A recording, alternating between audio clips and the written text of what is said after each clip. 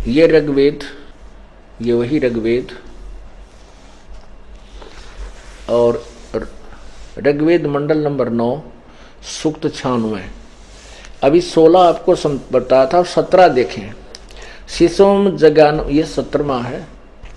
शिशोम जगानम हरियंतम मर्जंती शुभंती विहन मरुतो गणेन। यह है कबीर गिरभी कावेना। कबीर, ये कबीर अपसर्ग लगा दी तो भी हम इसको कबीर बोलेंगे, कबीर।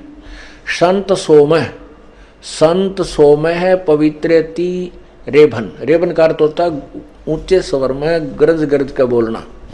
और कबीर वाणी कावेना मैंने कविता, इन क्या लिखा है कि शिशुम, इसका अर्थ क्या लिखा है ना शिशुम का, उस परमात्मा को जो सदा प्रगट है,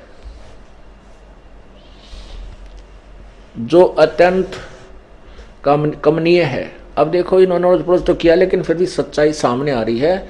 शिशुम का अर्थ है उस परमात्मा को, जगानम का अर्थ क्या, जो सदा प्रगट है।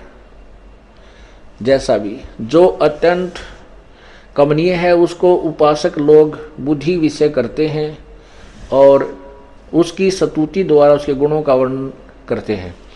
विद्वान लोग उस गतिशील परमात्मा का गुणों के गणों द्वारा वर्णन करते हैं।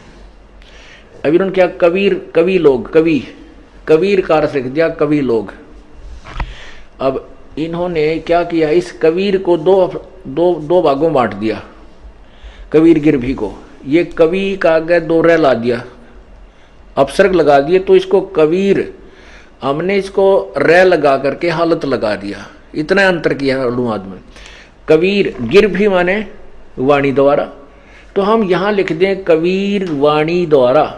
इस कबीर को कबीर लिख दें, छोटे व का छोटे की मात्रा रे का नीचे हलंत लगा दें, जैसा कि इस दास ने यहां किया है इसी के अनुवाद में।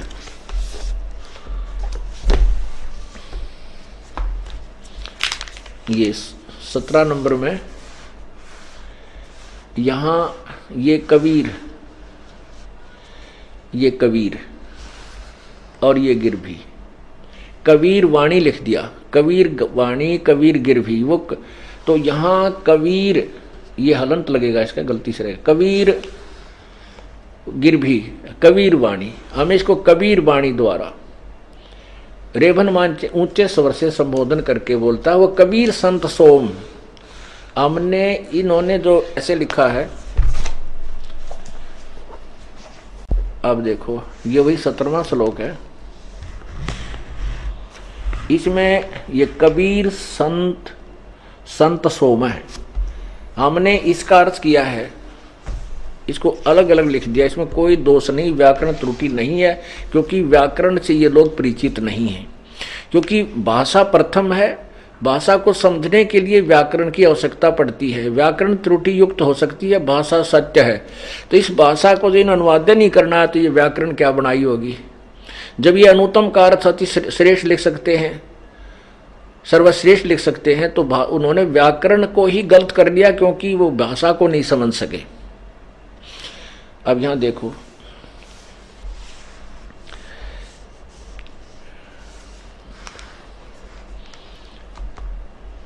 ये हमने इसको ऐसे कर दिया है, कबीर गिरभी कावेना कबीर संत सोम पवित्रम अत्यति रेभन। इसका अर्थ ही आपने अभी सुना दिया है। अब इसका भावार्थ पढ़िए।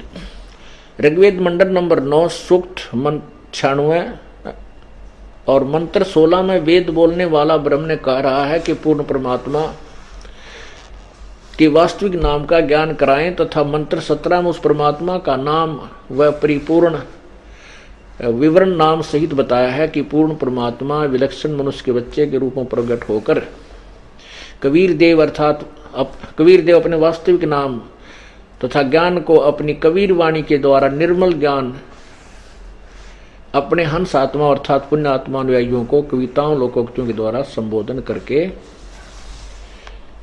अर्थात उच्चारण करके वर्णन करता है। उस पूर्ण परमात्मा का वास्तविक नाम कबीर देव है, जो उपरोक्त ज्ञान देता है वह स्वयं सत्पुरुष कबीर ही होता है।